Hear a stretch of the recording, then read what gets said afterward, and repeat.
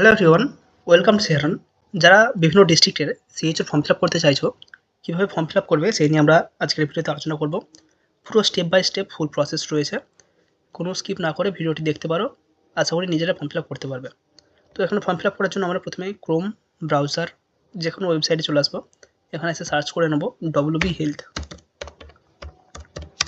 তো WB হেলথে search করার পর আমাদের প্রথম যেই ওয়েবসাইটটা ওপেন হবে ডব্লিউবি হেলথ পোর্টাল www.wbhealth.gov.in। তো এখানে আমরা ক্লিক করে নেব। এখানে ক্লিক করলেই আমাদের এই ধরনের ইন্টারফেস ওপেন হবে। এখানে আমরা গভর্নমেন্ট অফ ওয়েস্ট বেঙ্গল দেখতে পাচ্ছি, health and family welfare department. তো এখানে আমরা বাম দিকে অনেক মেনু দেখতে পাচ্ছি। এখানে হোম রয়েছে, অ্যাবাউট আস, এখানে ব্লাড ব্যাঙ্ক ডাউনলোড। তো এগুলো আমরা কিছুটা স্ক্রল করে নিচের দিকে যাব। এখানে নোটিস টেন্ডার আর্চিভ, তার নিচে রয়েছে রিক্রুটমেন্ট। তো রিক্রুটমেন্ট অপশন আমরা ক্লিক করে নেব। রিক্রুটমেন্টে ক্লিক করার পর আমাদের এই ধরনের ইন্টারফেস ওপেন হবে। এখানে আমাদের সমস্ত ডিটেলস রয়েছে, যতগুলি ভ্যাকেন্সি আমাদের পাবলিশড হয়েছে, হুগলি, মালদা, মুর্শিদাবাদ, রামপুরহাট সমস্ত জায়গার সিএইচও রিক্রুটমেন্টের নোটিফিকেশান এখানে রয়েছে।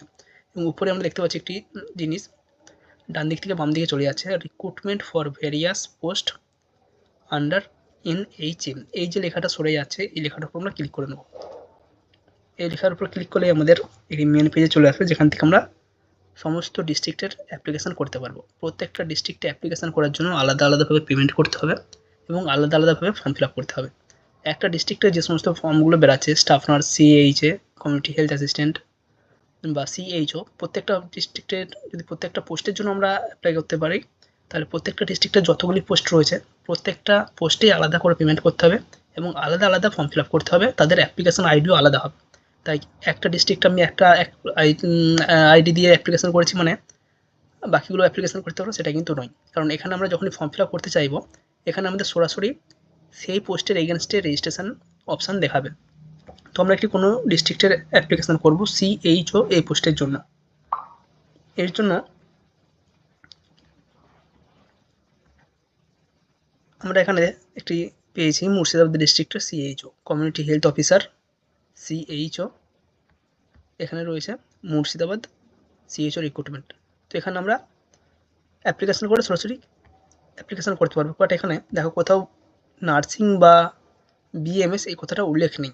তাই এখানে আমরা অন্য একটি পোস্ট দেখানোর চেষ্টা করছি যেখানে নার্সিং বা বিএমএস সেটা ক্লিয়ারলি উল্লেখ রয়েছে।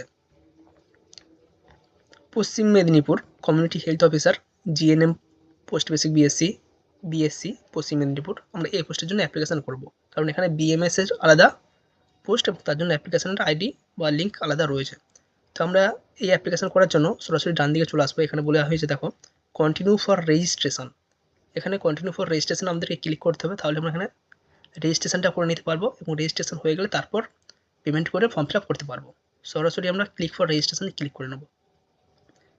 এখানে ক্লিক করলেই আমাদের এই ধরনের একটি পেজ ওপেন হবে।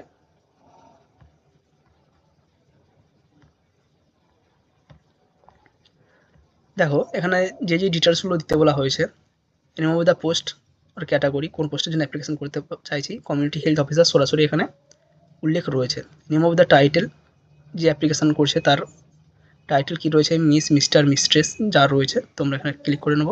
জেন্ডার এখানে চুজ করতে হবে। Are you physically handicapped, no. Mobile number এখানে বসাতে হবে।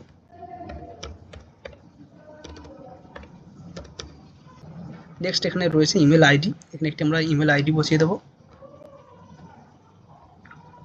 নেক্সট এখানে রয়েছে ফার্স্ট নেম, এখানে রয়েছে লাস্ট নেম, সেটাও আমাদের বসিয়ে দিয়েছি। ডেট অফ বার্থ এখানে বসাতে হবে।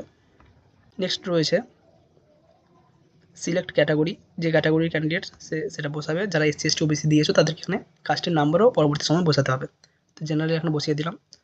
Is currently working under NHM, যদি এখন কাজ করে থাকো NHM এর আন্ডারে তাহলে সেখানে ইয়েস করতে হবে, নাহলে নো করতে হবে।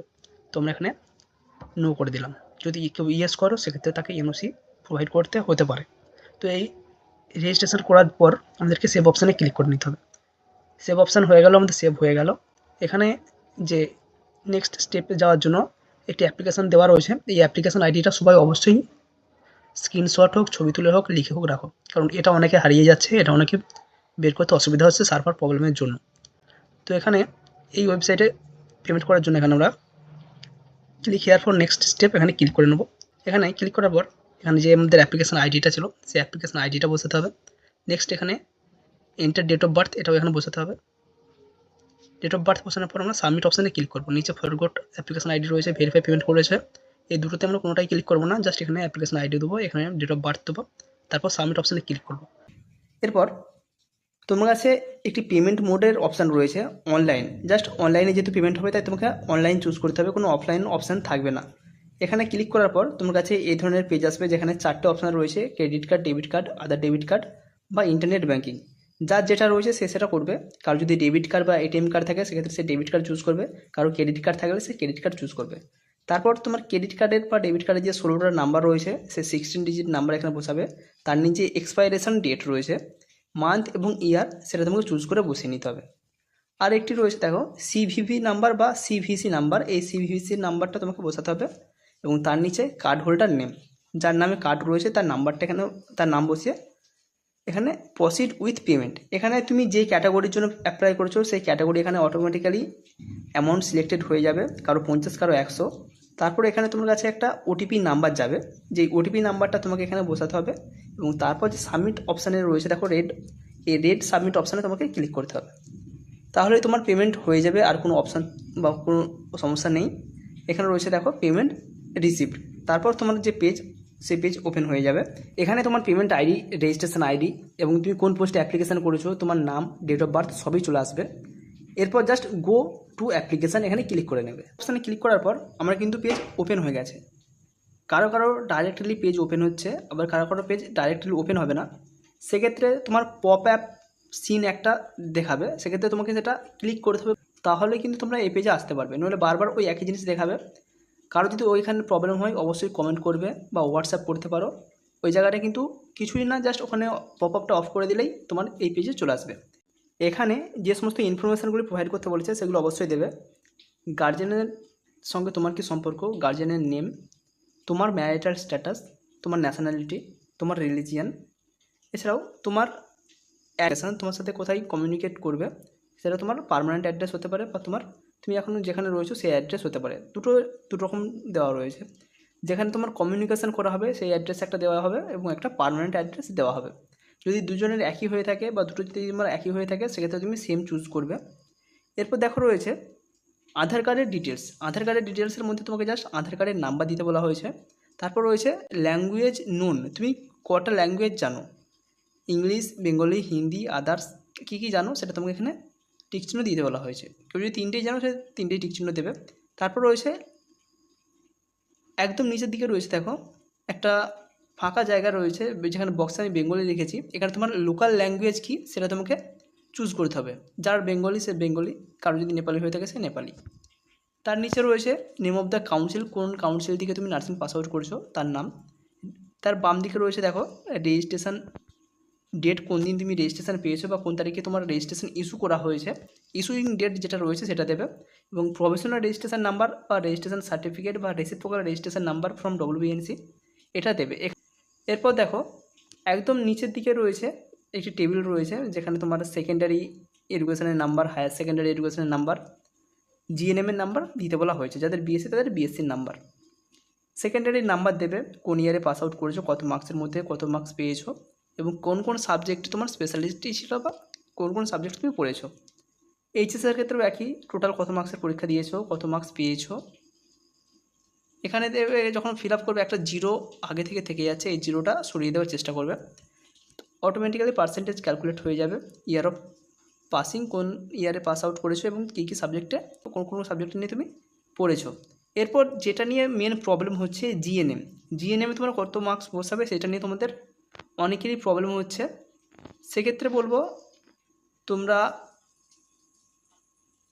3টে ইয়ারে টোটাল যে মার্কসের পরীক্ষা দিয়েছো সেই মার্কসটাই বসাবে, কারণ এখানে বলা হয়েছে full marks in final year, final ইয়ারে তুমি কত মার্কস পেয়েছো সেটা এখানে দিতে বলা হয়েছে।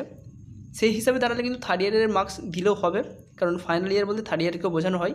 তবুও বলবো তোমরা 3টে ইয়ারের মার্কস দাও। লাস্ট ইয়ার কিন্তু 1600 নাম্বার দিয়েই ফর্ম ফিল আপ করা হয়েছিল এবং সেটাই কিন্তু অ্যাপ্রুভড করেছিল, সেক্ষেত্রে 1600 নাম্বারটা দেওয়াটাই বেস্ট হবে। তাছাড়া তুমি যদি এখন 1600 নাম্বার দাও তোমাকে যে ক্যান্সেল করে দেওয়া হবে সেটা কিন্তু নয়। যখন ভেরিফিকেশান হবে তোমার যদি 400 নাম্বারের মধ্যে হয় তাহলে ওনারাই কিন্তু ঠিক করে নেবেন, তোমার যদি 1600 নাম্বারের মধ্যে হয় তাহলে এটাই ঠিক থাকবে। সুতরাং কেউ যদি 400 নাম্বার দিয়ে অ্যাপ্লিকেশান করে দিয়ে থাকো সেটাও ভুল নয়। কেউ যদি 1600 নাম্বার দিয়ে অ্যাপ্লিকেশান করে থাকো সেটাও ভুল নয়।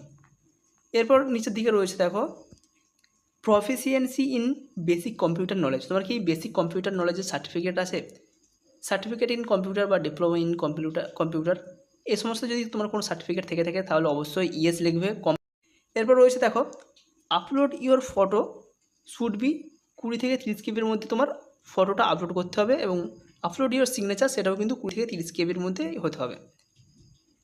এবার কীভাবে তোমরা ফটোটাকে 20 কেবি থেকে 30 কেবির মধ্যে রিডিউস করবে সেই জন্য বলছি, তোমরা তোমাদের প্লে স্টোরে যাবে, সেখানে গিয়ে ফটো কম্প্রেসার বিভিন্ন অ্যাপ রয়েছে, photo reducer, photo compressor, photo size reducer, বিভিন্ন অ্যাপ রয়েছে। সেই একটা অ্যাপ ডাউনলোড করবে, সেখান থেকে গিয়ে তোমরা সহজেই কোনো একটা ফটোকে তোমার যতটা প্রয়োজন সেই কেবির আন্ডারে নিয়ে চলে আসতে পারবে। আমি অলরেডি কপি করে রেখেছি বা আমি অলরেডি কাজটা করে রেখেছি, সেজন্য এখানে জাস্ট চুজ ফাইল অপশানে ক্লিক করব। চুজ ফাইল অপশানে ক্লিক করার পর এখানে যে আমার 4টে অপশান এসছে, camera, camcorder, recorder, file, just ফাইলে আমি ক্লিক করব। তোমাদের যেখানে থাকবে সেখান থেকে তোমরা জাস্ট এখান থেকে বেছে নেবে। এখানে আমার সাইন এবং সিগনেচার কিন্তু দুটোই চলে এসেছে 20 কেবির মধ্যে, সুতরাং প্রথমে আমি ফটোটা চুজ করে নেব। এরপর তোমার এখানে ফটোটা কিন্তু অটোমেটিক্যালি শো করবে, দেখবে আমার ফটো কিন্তু এখানে চলে এসেছে। এরপর আমি জাস্ট সাইনটা চুজ করে নেব। চুজ ফাইল একইভাবে তোমার যেখানে ফটো তুমি রেখেছো সেই ফাইলটা তুমি চুজ করে নেবে। এরপর একদম নিচের দিকে রয়েছে দেখো বাম দিকে কোণে ডিক্লারেশনের নিচে একটা সাদা বক্স রয়েছে, এই সাদা বক্সে ক্লিক করবে, তাহলে এটা টিক হয়ে যাবে। এরপর তোমার আর কোনো কিছু কাজ নেই, তুমি চাইলে একবার সব মিলিয়ে দেখে নিতে পারো, যদি না চাও সেক্ষেত্রে তুমি সেভ করে দিতে পারো। এখানে তুমি দেখে নেবে। এখানে আমি একটা জিনিস করেছি দেখো, জিএনএম যেখানে specialist in or major subject সেখানে আমি অল করেছি। তোমরা চাইলে প্রতিটা সাবজেক্টের প্রতিটা প্র্যাকটিক্যাল পেপারের নাম দিতে পারো বা অল দিলেও অসুবিধা নেই, ঠিক আছে। এরপর আমার যেহেতু সব ঠিকঠাক আছে আমি জাস্ট সেভ ডিটেলসে ক্লিক করে দিলাম। অ্যাপ্লিকেশান সেভ সাকসেসফুলি, আমার কিন্তু অ্যাপ্লিকেশান সাকসেসফুলি সেভ হয়ে গেছে। এখানে আমার পুরো রেজিস্ট্রেশন ফর্ম, আমার অ্যাপ্লিকেশান আইডি, ছবি এবং তার নিচে সিগনেচার রয়েছে। সিগনেচারটা থাকার কথা কিন্তু একদম সিগনেচার অফ দ্য অ্যাপ্লিকেন্ট এখানে, কিন্তু যারাই অ্যাপ্লিকেশান করে না কেন সবারই কিন্তু ছবির নিচে উপরের দিকে সিগনেচার অ্যাড হয়ে গেছে, সুতরাং এটার কোনো প্রবলেম নয়। এভাবে তোমরা ফর্মটা ফিল আপ করতে পারবে। কারো যদি কোনো অসুবিধা হয় কমেন্ট করতে পারো। এই ভিডিও এ পর্যন্তই। Thank you.